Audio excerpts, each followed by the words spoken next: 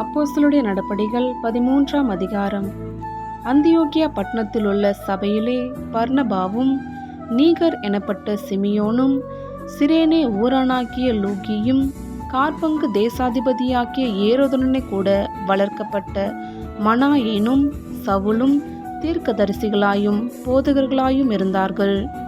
அவர்கள் கர்த்தருக்கு ஆராதனை செய்து உபவாசித்து கொண்டிருக்கிற போது பர்னபாவையும் சவுலையும் நான் அழைத்த ஊழியத்துக்காக அவர்களை பிரித்து விடுங்கள் என்று பரிசுத்த ஆவியானவர் திருவுளம் பற்றினார். அப்பொழுது உபவாசித்து ஜெபம் பண்ணி அவர்கள் மேல் கைகளை வைத்து அவர்களை அனுப்பினார்கள்.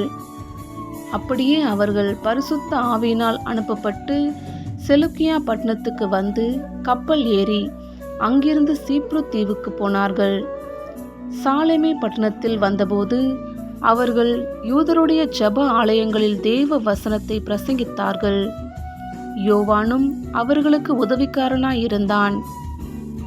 அவர்கள் பாப்போ பட்டணம் வரைக்கும் தீவை கடந்து வந்தபோது பரியேசு என்னும் பெயர் கொண்ட மாய வித்தைக்காரனும் கள்ள தீர்க்கதரிசியுமான ஒரு யூதனை கண்டார்கள். அவன் விவேகமுள்ள மனுஷனாகிய செர்கியு பவுல் என்னும் அதிபதியுடனே கூட இருந்தான். அந்த அதிபதி பர்னபாவையும் சவுலையும் அழைப்பித்து அவர்களிடத்தில் தேவ வசனத்தை கேட்க ஆசையாயிருந்தான். மாய வித்தைக்காரன் என்று அர்த்தம் கொள்ளும் பேரையுடைய அந்த எலிமா என்பவன் அதிபதியை விசுவாசத்தினின்று திருப்பும்படி வகை தேடி அவர்களோடு எதிர்த்து நின்றான். அப்பொழுது பவுல் என்று சொல்லப்பட்ட சவுல் பரிசுத்த ஆவியினால் நிறைந்தவனாய் அவனை உற்று பார்த்து, எல்லா கபடமும் எல்லா பொல்லாங்கும் நிறைந்தவனே, பிசாசின் மகனே, நீதிக்கெல்லாம் பகைஞ்சனே, கர்த்தருடைய செம்மையான வழிகளை புரட்டுவதில் ஓயமாட்டாயோ? இதோ இப்பொழுதே கர்த்தருடைய கை உன்மேல் வந்திருக்கிறது. சில காலம் சூரியனை காணாமல் நீ குருடனாய் இருப்பாய் என்றான். உடனே மந்தாரமும் இருளும் அவன் மேல் விழுந்தது. அவன் தடுமாறி கைலாக்கு கொடுக்கிறவர்களை தேடினான். அப்பொழுது அதிபதி சம்பவித்ததைக் கண்டு கர்த்தருடைய உபதேசத்தை குறித்து ஆச்சரியப்பட்டு விசுவாசித்தான்.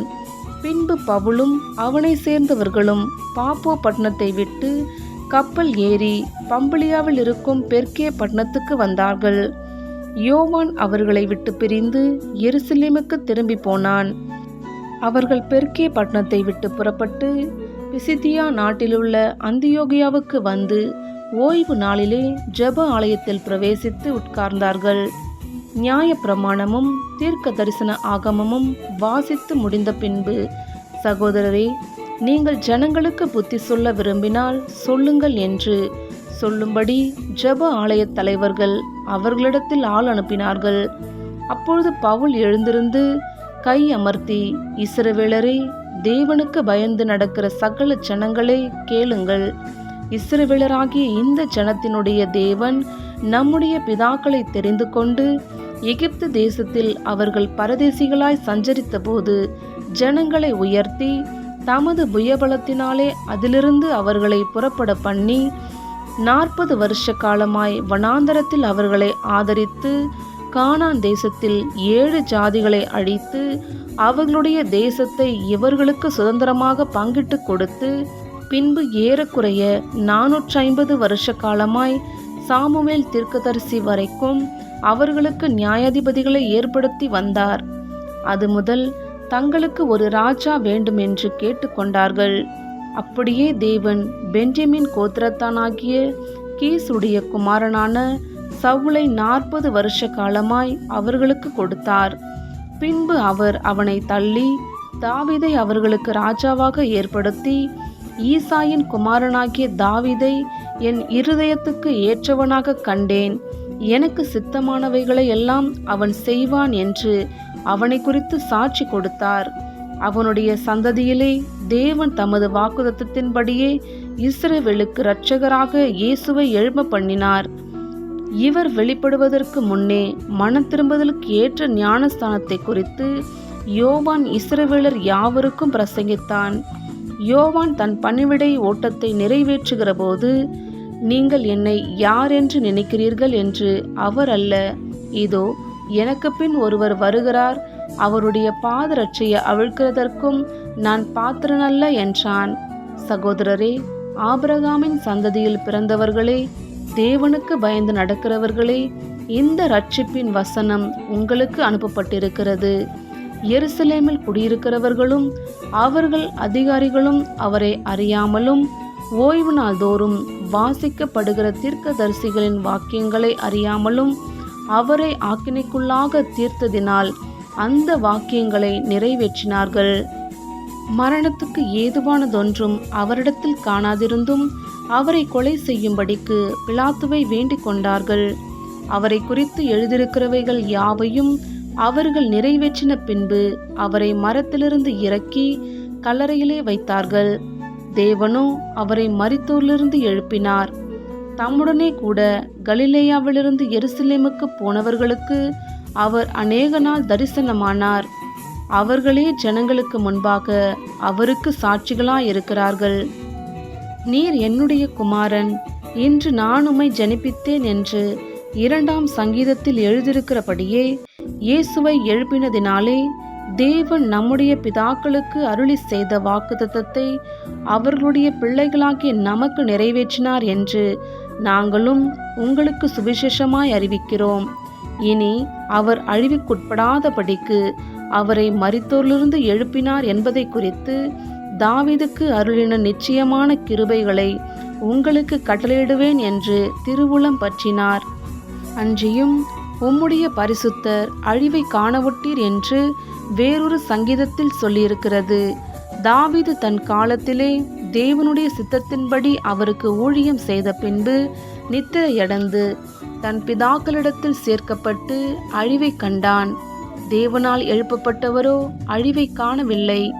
ஆதலால் சகோதரரே, இவர் மூலமாய் உங்களுக்கு பாவ மன்னிப்பு உண்டாகும் என்று அறிவிக்கப்படுகிறதென்றும் மோசேயின் நியாய பிரமாணத்தினாலே நீங்கள் எவைகளினின்று விடுதலையாகி நீதிமான்களாக்கப்படக்கூடாதிருந்ததோ விசுவாசிக்கிறவன் எவனும் அவைகளினின்று இவராலே விடுதலையாகி நீதிமானாக்கப்படுகிறான் என்றும் உங்களுக்கு தெரிந்திருக்க கடவது.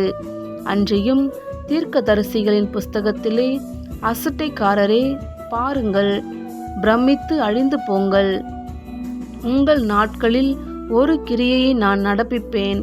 ஒருவன் அதை உங்களுக்கு விவரித்து சொன்னாலும் நீங்கள் விசுவாசிக்க மாட்டீர்கள் என்று சொல்லி இருக்கிறபடி உங்களுக்கு நேரிடாதபடிக்கு எச்சரிக்கையாயிருங்கள் என்றான். அவர்கள் யூதருடைய ஜெப ஆலயத்திலிருந்து புறப்படுகையில் அடுத்த ஓய்வு நாளிலே இந்த வசனங்களை தங்களுக்கு சொல்ல வேண்டும் என்று புறஜாதியார் வேண்டிக் கொண்டார்கள்.